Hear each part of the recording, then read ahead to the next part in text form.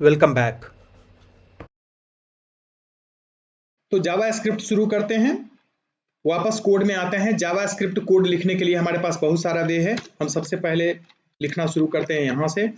और जैसे स्टाइल को अलग हम लिखे हैं, वैसे ही स्क्रिप्ट के लिए भी, जावा स्क्रिप्ट लिखने के लिए भी हम लिखेंगे स्क्रिप्ट टाइप टेक्स्ट ऑब्लिक जावा स्क्रिप्ट, ऐसे लिखेंगे और इसको बंद करेंगे और जावा स्क्रिप्ट का कोड यहाँ लिखेंगे। और इसको जनरली हम HTML के बाद या तो नीचे लिखते हैं या अगर ऊपर लिखना हो तो हेडर टैग के अंदर लिखते हैं। ये दो ही जगह बेस्ट प्लेस माना जाता है। वैसे कहीं भी लिखेंगे काम करेगा, लेकिन नीचे सबसे बेहतर है। इसका कारण क्या है कि जावा स्क्रिप्ट जब भी हम लिखते हैं तो पेज के रिलेटिव कुछ अगर हमें चेक करना हो उसके लिए यूज करते हैं। जावा स्क्रिप्ट भी क्लाइंट साइड कोड है, यानी क्लाइंट के कंप्यूटर पे लोड होगा और उसी के कंप्यूटर पे एग्जीक्यूट करेगा। कोई भी वेबसाइट अगर हम खोलते हैं तो जावा स्क्रिप्ट हमारे कंप्यूटर पे आके लोड हो जाता है और पेज पे काम करता है। जावा स्क्रिप्ट काम करे इसके लिए जरूरी होता है कि वो लोड हो इंटरनली। और इंटरनली जब लोड होता है तो ये कंसोल जो है, यहां से भी हम जावास्क्रिप्ट को रन करवा सकते हैं। अभी पेज पे हमारा कहीं जावास्क्रिप्ट नहीं लिखा हुआ है, हम यहाँ पर लिख सकते हैं 4+5, नीचे दे दिया 9। यहाँ पे जावास्क्रिप्ट का सारा कोड काम करेगा। जावास्क्रिप्ट पूरी तरह से एक प्रोग्रामिंग लैंग्वेज है। HTML और CSS स्क्रिप्टिंग लैंग्वेज था, जावा स्क्रिप्ट प्रोग्रामिंग लैंग्वेज है, क्लाइंट साइड स्क्रिप्टिंग है। जाहिर सी बात है कि हम जब राइट क्लिक करके व्यू सोर्स पेज सोर्स करते हैं तो वो सारे कोड देख पाते हैं जो क्लाइंट साइड पे है। तो जावा स्क्रिप्ट का कोड भी यहाँ पे नीचे दिख रहा है, जो भी हम पेज पे लिखे हैं। और जावा स्क्रिप्ट जो है वो इस पेज के सारा एलिमेंट कहाँ लोड है, ब्राउजर के बैकग्राउंड में। ब्राउजर के सामने जो हम देख रहे हैं वो हमारे सामने एक व्यू है, उसको इंटरप्रेट करके ब्राउजर ने व्यू हमें दिया है, लेकिन बैकग्राउंड में सारा एलिमेंट लोड है। तो उस सारा एलिमेंट जहां लोड है उसे हम डॉम कहते हैं, डॉक्यूमेंट ऑब्जेक्ट मॉडल। डॉम में सारा एलिमेंट लोड है, यानी कि इसमें से किसी भी एलिमेंट को हम जावा स्क्रिप्ट में यूज कर सकते हैं। एक छोटा सा एग्जांपल दिखाते हैं। यहाँ आते हैं और हम सपोज करें कि यहाँ पे इसका नाम क्या है, योर नेम। यहाँ पे आईडी कुछ रखा हुआ है, शायद नहीं रखा हुआ है, तो यहाँ पर एक आईडी भी ले लेते हैं पहले कंट्रोल का। और यहाँ लिखते हैं ID equal to double quote के बीच, और जो नाम है वही आईडी रख देते हैं, योर नेम। इस कंट्रोल का अपना एक आईडी भी हो चुका। अब यहाँ हम लिखते हैं, अभी यहाँ पे न लिख के हम डायरेक्ट कंसोल में आते हैं। ये हमारा सोर्स खुला हुआ है, इसको हम बंद कर देते हैं। ये हमारा, इसको रिफ्रेश कर लेते हैं F5 से। राइट क्लिक करके फिर से व्यू सोर्स देखें तो यहाँ पे दिख रहा है ID equal to your name, name equal to your name. इसको क्लोज कर लेते हैं और कंसोल में आते हैं। पहले यहाँ पे कुछ लिख लेते हैं, यहाँ पे लिखते हैं माई नेम। और अब कंसोल में कहते हैं डॉक्यूमेंट डॉट गेट एलिमेंट। यहाँ पर ये इंटेलिजेंस काम करेगा। Get element by ID, get element by class name, get element by name, by tag name. इतना सारा चीज है। ये तो है गेट सिलेक्शंस। हमें गेट एलिमेंट बाय आईडी करना है और डबल कोट के बीच हमें उसका आईडी लिखना है। आईडी क्या था, योर नेम। और बंद कर दिए और हम कहते हैं उसका वैल्यू क्या है, बताओ। बताया उसका वैल्यू है माई नेम। यहाँ पे आते हैं, इसको हम बड़ा कर देते हैं, देखने में समझ में आएगा। दिख रहा है document dot get element by ID your name. Your name उस कंट्रोल का नाम था। किसी भी कंट्रोल के अंदर वैल्यू क्या है हम रियल टाइम में जान सकते हैं। हम ऐसा करते हैं कि पेज पे आते हैं। ये जावा, ये कहाँ थे, हम कंसोल में थे और कंसोल में हम कुछ टाइप कर रहे थे। हम सिंपली यहाँ पूछते हैं कंसोल में इफ 5 ग्रेटर देन 6, ऐसा हमने एंटर कर लिया। देन कंसोल डॉट लॉग, ये कंसोल है, इसमें लॉग करो। क्या लॉग करो, कहो यस सेमीकोलन एंटर। क्या कहा, अनडिफाइंड। वाई, क्योंकि 5 ग्रेटर देन 6 है ही नहीं, इल्स तो हमने दिया ही नहीं था। तो अब इस चीज को उलट देते हैं। ऐसा कहते हैं कि 7 greater than 6, then console dot log yes. Enter press करते हैं, अब की कंसोल में आया यस। यानी कि यहाँ पर किसी भी तरह का कंडीशन भी हम चेक कर सकते हैं। जावा स्क्रिप्ट कंप्लीट प्रोग्रामिंग लैंग्वेज है, यानी कि हर चीज सपोर्ट करेगा। जितने भी प्रोग्रामिंग लैंग्वेज के रूल्स होते हैं, कंडीशन चेकिंग, ब्रांचिंग, लूपिंग, ये सारी चीजें इस पे सपोर्टेड होंगी। हम वापस अपने कोड में आते हैं और अब कुछ चेंजेस करते हैं। इसको बंद कर दूं। यहाँ पे हम कुछ चीजों को इंटरप्रेट करना चाहते हैं। हम चाहते हैं यहाँ पे एक वैल्यू प्रॉपर्टी भी ले लेते हैं और वैल्यू में लिख देते हैं वैल्यू इक्वल टू अंकुर। अब क्या होगा, चूंकि वैल्यू लिखा हुआ है, वैल्यू अगर लिखा हुआ हो तो अगर हम पेज पे आएंगे, यहाँ पे रिफ्रेश करेंगे तो ये वैल्यू हमें लिखा हुआ मिल गया है ना। वापस आते हैं कोड में, नहीं पहले ब्राउजर में ही वापस, इसको हमने रिफ्रेश कर दिया है इसलिए हट चुका है। तो कोड में आते हैं और यहाँ हम कहते हैं document dot get element by ID your name dot value, और इसको क्या करो तो कंसोल डॉट लॉग, कंसोल में जाके लॉग कर दो, सेमीकोलन अंत में देना है। पेज पे आते हैं, रिफ्रेश करते हैं, जो वैल्यू था ऑलरेडी हमें यहाँ मिल गया। अगर यही जावा स्क्रिप्ट कोड, हम यह बताने के पीछे पर्पस था कि इस जावा स्क्रिप्ट कोड को यहां से हटा के अगर हम ऊपर कर दे तब वैल्यू देगा, नहीं देगा। कारण ये कि उस समय अगर इसको हम ऊपर हेड टैग के अंदर लिख दो तो जिस समय हेड टैग लोड हो रहा था उस समय तो डॉम में कुछ था ही नहीं, योर नेम नाम का कोई कंट्रोल था ही नहीं बैकग्राउंड में, तो वो वैल्यू भी नहीं दे पाएगा। तो जब भी पेज के वैल्यू को हमें इंटरप्रेट करना होता है तो जनरली जावा स्क्रिप्ट को हम लास्ट में लिखते हैं, और वैसे भी जावा स्क्रिप्ट क्लाइंट के कंप्यूटर पर रन करता है और वो पेज के बिहाफ में ही कुछ करेगा। तो जब पूरा पेज लोड हो जाए तभी हम अपने कंटेंट, तभी उसमें कुछ हम इंटरप्रेशन हम कर सकते हैं। तो इसके लिए जरूरी है कि हम जावा स्क्रिप्ट कोड को पेज पे अंत में लिखें। अब सिंपल एक अलग पेज डिजाइन करते हैं जिसमें हम कुछ कैलकुलेशन, कुछ बेसिक टास्क हम बताते हैं कि कैसे परफॉर्म करेंगे जावा स्क्रिप्ट के जरिए। फिर से रिपीट कर देते हैं, जावा स्क्रिप्ट एक फुल फ्लेज्ड प्रोग्रामिंग लैंग्वेज है जो क्लाइंट साइड स्क्रिप्टिंग है, क्लाइंट के कंप्यूटर पे रन करता है और पेज के बिहाफ में किसी भी तरह के टास्क को पूरा करने में सक्षम है। चाहे पेज पे हमें एनिमेशन दिखाना हो, कोई वैलिडेशन चेक करना हो, सारे काम के लिए हम जावा स्क्रिप्ट का यूज करते हैं। कुछ एग्जाम्पल हम देते हैं। सपोज कि यहां पर हम चाहते हैं कि कुछ टाइप हो रहा है, सपोज नाम लिख रहे हैं तो ए हमने लिखा, बी लिखा। हम चाहते हैं जब तक 3 कैरेक्टर पूरा नहीं होता है, जैसे ए बी सी यहाँ डाल के कोई सबमिट कर सकता है, सबमिट हो गया पेज। हम चाहते हैं नहीं, जब पेज सबमिट होने लगे तो हम इसका लेंथ चेक कर ले तभी सबमिट करें। हमने रिक्वायर्ड लगा दिया, रिक्वायर्ड क्या करेगा, सिर्फ ये चेक करेगा कि इसमें कुछ लिखा हुआ हो, लेकिन ये चेक नहीं करेगा कि इसमें कितना लिखा हुआ है। तो उसके लिए जावा स्क्रिप्ट में हम कर सकते हैं कि जब सबमिट पे क्लिक हो तो पहले हम चेक कर लें कि जो लिखा गया है नेम में वो क्या इतना है। जैसे मोबाइल नंबर, हम मोबाइल नंबर जब यूजर से पूछते हैं तो वहां 10 कैरेक्टर लिखने देते हैं, इनपुट टाइप जनरली टेक्स्ट रख देते हैं, 10 कैरेक्टर में उसने ABCD लिखा और सबमिट कर दिया। हम जावा स्क्रिप्ट में ये चेक कर सकते हैं कि यूजर ने जो डाला वो क्या एक्चुअली नंबर था और 10 डिजिट का था, तभी हम सबमिट करने देंगे, अदरवाइज उसको एक मैसेज दिखाएंगे। ऐसा हम कर सकते हैं।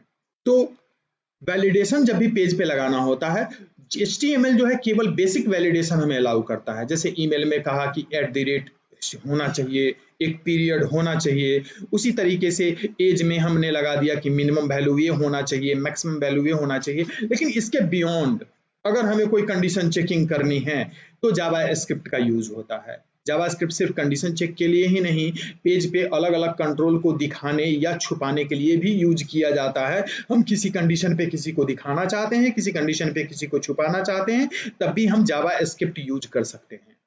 अभी हम जावा स्क्रिप्ट के केवल बेसिक कैलकुलेशन बताने जा रहे हैं और उसके लिए हम एक और नया पेज बनाते हैं, आ जाते हैं अपने कोड में। यहाँ पे एक और नया फाइल बना लेते हैं जिसका नाम रखते हैं fifth.html। fifth.html हमने पेज बनाया है और पूरा जावा स्क्रिप्ट लिखने की जरूरत, script type equal to text script, ये सब लिखने की जरूरत नहीं है, इतना भी काम करेगा। सिंपल, हम इस पेज पे HTML तो शुरू कर ही लें, हेड ले लें, टाइटल ले लें, खाली छोड़ देते हैं, बॉडी टैग लेते हैं और इसके अंदर हम इनपुट एलिमेंट डिफाइन करते हैं। इनपुट टाइप हम रखते हैं टेक्स्ट ही रख लेते हैं और इसका आईडी कुछ दे देते हैं, इसका आईडी दे देते हैं num1, दैट्स ऑल। एक और हम लेते हैं, इसका रखते हैं num2। हमारे पास पेज पे दो एलिमेंट है, एक का आईडी है num1, एक का आईडी है num2। हम इस दोनों का जोड़ दिखाना चाहते हैं। कैसे दिखाएंगे? आसान है। सबसे पहले क्या करेंगे, जावा स्क्रिप्ट में, लेकिन क्या है कि जब पेज लोड होगा तो जावा स्क्रिप्ट भी लोड हो जाएगा, यहाँ कुछ भी लिखेंगे उस समय नंबर 1 में तो कोई वैल्यू ही नहीं रहेगा। तो ऐसा करते हैं, हम यहाँ वैल्यू भी दे देते हैं। तो हम लिखते हैं वैल्यू इक्वल टू 10 और इसमें लिख देते हैं वैल्यू इक्वल टू 20, यानी अब दोनों कंट्रोल में हमारे पास वैल्यू है। अब दोनों वैल्यू को हमें जोड़ना है, तो हम यहाँ पर वेरिएबल लेने के लिए ऐसा करते हैं, लिखते हैं variable equal to document, variable का नाम देना होगा। पहला वेरिएबल ले लेते हैं a, variable a equal to document dot get element by ID num1 dot value, पहला वैल्यू ले लो। इसी को कॉपी कर लेते हैं और दूसरे वैल्यू के लिए केवल हमें ये आईडी बदल देना होगा, दूसरा वैल्यू बदल गया b।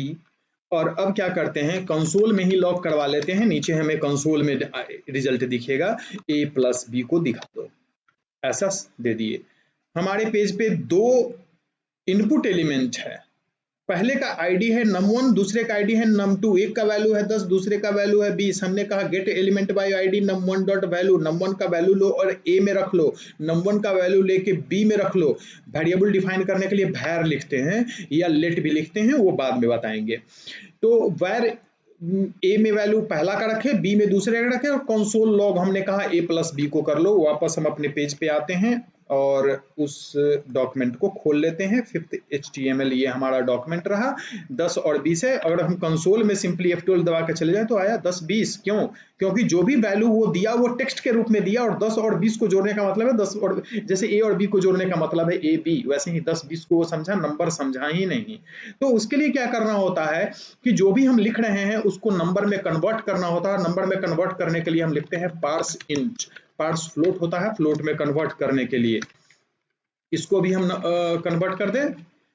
माइन्यूटली छोटी छोटी चीजों को समझते रहना होगा ताकि आगे हम सही लिख पाएं। आगे आते हैं। अब अगर हम रिफ्रेश करते हैं तो यहाँ पे प्रॉब्लम दिया, कहा parse int is not defined, कुछ गलत लिखा दिया, पार्स का स्पेलिंग हमने गलत लिख दिया है और PARSE होता है, हमने दोनों जगह गलत लिखा है पार्स इंट। दरअसल में ये पार्स इंट जो है जावा स्क्रिप्ट का प्रीडिफाइंड फंक्शन है, PARSE parse int. Parse int जो है जावा स्क्रिप्ट का फंक्शन है जो कि मैथ लाइब्रेरी के अंदर आता है। मैथ डॉट भी लिख सकते हैं, लेकिन मैथ डॉट लिखना जरूरी नहीं है। मैथ एक लाइब्रेरी है जिसके अंदर पार्स इंट फंक्शन है। अब ये फंक्शन क्या होता है, बनाते कैसे हैं, ये सब भी बताएंगे। अभी सिंपल पार्स इंट हमने किया, इंटीजर में कन्वर्ट कर लिए पहले वैल्यू को, दूसरे वैल्यू को, और दोनों को अब हम जोड़ रहे हैं। और वापस हम पेज पे आते हैं। अगर हम यहाँ पर रिफ्रेश करें तो अब हमें कंसोल में यहाँ पे 30 देखने को मिल रहा है, लेकिन हम ये वैल्यू पहले से लेके चले आए। हम चाहते हैं नहीं, हम जो वैल्यू डाले उसका हमें रिजल्ट दिखाए। तो हम क्या करेंगे कि इस पेज को हम एज इट इज रहने देते हैं। 5th HTML है हमारा, इसको हम एज इट इज रखते हैं और मिनिमाइज करके इसी को कॉपी कर लेते हैं और एक पेस्ट करके इसका नाम बनाते हैं 6 HTML और इसको खोल लेते हैं। जो भी चेंजेस करेंगे अब हम 6 HTML में करेंगे। 6 HTML में आते हैं, ये हम 6 HTML खोल लिए हैं सामने। वैल्यू इक्वल टू जो हमने लिखा है उसको मैं हटा देता हूँ, वैल्यू हमें नहीं है हमारे पास कोई वैल्यू अभी। और वैल्यू जब नहीं है तो वैल्यू हम डालेंगे, और डालेंगे तो एक बटन भी चाहिए जिस पे क्लिक करेंगे तो हमें जोड़ वो दे दे। तो एक बटन भी बना लेते हैं और यहाँ पर लिखते हैं इनपुट टाइप। सबमिट देने की जरूरत नहीं, हम कहीं सबमिट नहीं करने जा रहे हैं तो सीधे इनपुट टाइप बटन लिख सकते हैं, ठीक है। और यहाँ पर लिखेंगे ऑन क्लिक। ऑन क्लिक पे क्या करो तो गेट सम, कोई भी अपना नाम ले लेना है, ध्यान रखना है कोई भी नाम जो आपको पसंद हो वो आप यहाँ पे नाम ले सकते हैं। और वैल्यू इक्वल टू ओके कर देते हैं और इसको बंद करते हैं। अब ये गेट सम नाम का कहीं हमारे पास कोई चीज नहीं है अभी तक, हम एक नाम लिए हैं। ध्यान रखना है नाम के अंत में ये ब्रैकेट, छोटी ब्रैकेट स्टार्ट करना और बंद करना, इसे हम पैरेंथेसिस कहेंगे, ओके। तो ये नाम हमें बनाना पड़ेगा। नाम बनाने के लिए हम लिखते हैं फंक्शन और वही नाम, ब्रैकेट एज इट इज, करली ब्रेस स्टार्ट और बंद। ये काम क्या करेगा अब यहाँ पे डिफाइन करना है। तो जब भी हम क्लिक करें तो तुम ये काम करो, और इस काम को हमने अंदर कर दिया। फॉर्मूला याद रखना होगा, लिखते कैसे हैं। ध्यान रखना है कि हम यहाँ बटन क्लिक पे कहे कि गेट सम, ये गेट सम क्या है, तो नीचे हमने कहा कि गेट सम नाम का एक फंक्शन है, काम क्या करेगा, तो जो काम हम पहले कर रहे थे कि लेकिन अब क्या है कि पेज जब लोड होगा तब वो वैल्यू लेने नहीं जाएगा। वैल्यू कब लेगा, जब हम उस बटन पे क्लिक करेंगे। गेटसम फंक्शन गेटसम पढ़ेगा, लेकिन उसके अंदर के किसी कंटेंट को वो नहीं पढ़ेगा जब पेज लोड होगा। अंदर के कंटेंट को वो तभी पढ़ेगा जब गेटसम कॉल होगा, और कॉल कब होगा, तो हमने कहा ऑन क्लिक इक्वल टू, यानी क्लिक करेंगे तब कॉल होगा।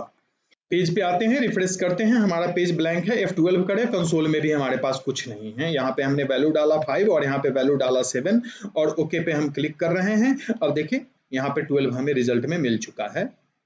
क्लियर, ऊपर देखें तो हमने 5 और 7 डाला था। तो ये है कंसोल कि हम इनपुट जो डाल रहे हैं उसको उसी से मैं इंटरप्रेट कर रहे हैं, लेकिन अभी तक हम कंसोल में दिखा रहे हैं, हम कंसोल में नहीं दिखाना चाहते। कंसोल यूजर के द्वारा विजिबल नहीं होता, हर यूजर कंसोल में जाकर नहीं देखेगा, उसे तो पेज पे देखने की आदत होती है और पेज ही जानता है। तो ऐसा करते हैं ना कि पेज पे हम कोई ऐसा जगह बनाते हैं जहां कि हम दोनों के जोड़ को दिखा सके। तो इसके लिए एक डिव बना लेते हैं और जिसको हम आईडी देते हैं माईसम, ऐसा div id mysum। इसमें कंटेंट कुछ नहीं है अभी, लेकिन जब हम जोड़ लिए तो ऐसा करते हैं कि ए और बी को जो हमने जोड़ा, यहाँ भी हम कमेंट बना सकते हैं। और यहाँ कमेंट बनाने के लिए दो तरीका होता है, एक तो होता है सिंगल लाइन बनाना हो तो डबल स्लैश हम लिखेंगे, सिंगल लाइन को कमेंट बना सकते हैं, और एक से ज्यादा लाइन को अगर कमेंट बनाना हो तो ऐसे, लाइक इन CSS, सिंपल। तो अब हमें क्या करना है कि ए और बी हमारे पास है, बटन पे क्लिक करेगा तो ए बी में वैल्यू तो आ जाएगा। ए बी के वैल्यू को अभी तक हम कुछ कर नहीं रहे हैं, ए बी के वैल्यू को करना क्या है, तो सिंपली हमें यही काम करना होगा, document dot get element by ID, यहाँ पर चेंज करेंगे गेट एलिमेंट बाय आईडी, और हम जोड़ लेना चाहते हैं माईसम जो हम लिखे हैं उसमें डॉट इनर HTML, यहाँ पर लिखना है डॉट इनर HTML, उसके इंटरनल HTML को हम डिफाइन कर रहे हैं। इनर HTML में तुम क्या लेके जाओ, तो A+B को लेके चले जाओ। ऐसा पेज पे आते हैं और रिफ्रेश करते हैं, हमारे पास यहाँ कोई वैल्यू नहीं है, हम वैल्यू डाले 4, यहाँ डाले हैं 5 और ओके पर क्लिक करते हैं, नीचे 9 आ चुका है। अब चूंकि डिव को हम डेकोरेट नहीं किए हैं, डेकोरेट करते कुछ उसमें लिखते तो ज्यादा अच्छा लगता देखने में। अभी सिंपली हम फंक्शनलिटी बताए हैं कि हम कैसे कंसोल में कोई चीज लॉक कराएंगे जो यूजर को नहीं दिखाना है, हम अपने टेस्टिंग पर्पज से यूज करेंगे, और कैसे उसको पेज पे दिखाएंगे। तो पेज पे हम डिव में दिखाएं, स्पैन में दिखाएं, कोई इनपुट एलिमेंट डाल के दिखाएं, या कोई टेबल के अंदर दिखाएं, उसमें आईडी, सिंपली हम आईडी ही तो हमें देना है या क्लास दे देना है। गेट एलिमेंट बाय आईडी के बदले गेट एलिमेंट बाय क्लास लिख लेंगे। नाम अगर हमने दे रखा है तो गेट एलिमेंट बाय नेम हम कर सकते हैं। तो ये काफी आसान चीज है, बस जितना बताए हैं उसको सेम डे में प्रैक्टिस करते चलना है कोई। लेकिन एक चीज और छोटा सा चीज हम यहाँ बताना चाहेंगे कि अभी हम जो दिखाए हैं वो केवल 9 दिखा, बेहतर होता कि ऐसा दिखाता सम इक्वल सम, एक कॉलन, फिर डबल कोट, और ऐसे। हम वेरिएबल को डबल कोट में कभी नहीं रखेंगे, बाहर रखेंगे। डबल कोट में अगर कुछ लिख रहे हैं तो वो एज इट इज वहां आ जाएगा। अब अगर पेज पे आते हैं, इसको रिफ्रेश कर लेते हैं, यहाँ पर हम लिखते हैं 6 और यहाँ पर लिखते हैं 7, यहाँ पे ओके पे क्लिक करते हैं, सम इक्वल टू 67 दे दिया 67, कारण फिर से वो टेक्स्ट में कन्वर्ट हो चुका, क्योंकि दोनों प्लस जो होता है स्ट्रिंग को कनेक्टनेट करने के लिए भी यूज होता है, यानी दो स्ट्रिंग को जोड़ने के लिए, और प्लस का यूज यहाँ पर दो नंबर को जोड़ने के लिए भी होता है। यानी प्लस यहाँ ड्यूअल रोल है, और यहाँ कंप्यूटर समझ ही नहीं पाया कि किसको करना क्या है। तो पहले उसने प्लस ए देखा तो ए को छापा, फिर प्लस बी देखा, बी को छापा, और सबको इनर HTML में जाके भेज दिया। लेकिन ऐसा करना नहीं है, हमें इस दोनों को तो जोड़ना था, तो स्पेशली हम इस दोनों को केवल ब्रैकेट के अंदर रख देते हैं। यानी इस दोनों को पहले तुम इंटरप्रेट कर लो, फिर स्ट्रिंग के साथ जोड़ लो, ऐसा हमने कहा। तो इस मेथोडोलॉजी को ध्यान में रखना होगा। फिर से रिफ्रेश करते हैं और अब की बार दूसरा वैल्यू डालते हैं, 15 हमने डाला है और 45 डाला है, रिजल्ट 16 होना चाहिए, सम इक्वल टू 16 यहाँ पे दिख रहा होगा। That's all, see you next class.